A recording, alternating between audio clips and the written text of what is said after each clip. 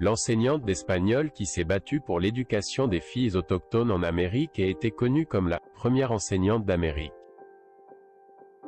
Llerena, Badajoz 1490 Texcoco, Mexique, 1546.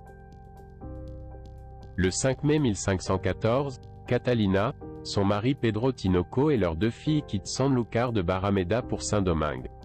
Le Nouveau Monde n'était un endroit facile pour personne, encore moins pour les femmes.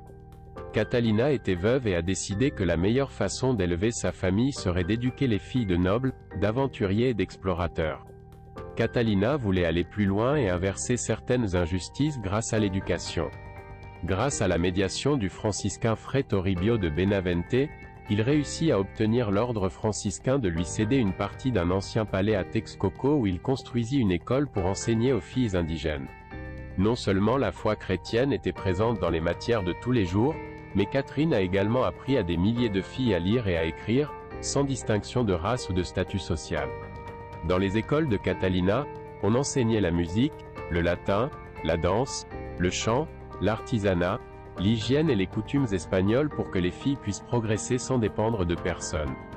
Il leur apprit à exiger d'être traitées comme des personnes et non comme des marchandises, une pratique très courante dans la société précolombienne pour sceller des alliances. Catalina dut surmonter toutes sortes de difficultés pour maintenir son système éducatif, qui fut une véritable révolution dans les tribus mexicaines du XVIe siècle. En 1520, un maire de la ville d'Antequera, dans la vallée de Guaraca, tomba amoureux d'Inésica, élève de Catalina de Bustamante et fille d'un chef célèbre. Le maire décide d'enlever la jeune fille en toute impunité.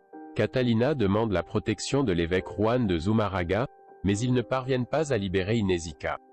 Catalina utilise toutes ses ressources et écrit à la reine même d'Espagne, Isabelle du Portugal, qui a agi en la matière, a résolu le grief et a jeté les bases de droit pour les filles métisses d'Amérique qu'elle n'avait jamais eues auparavant.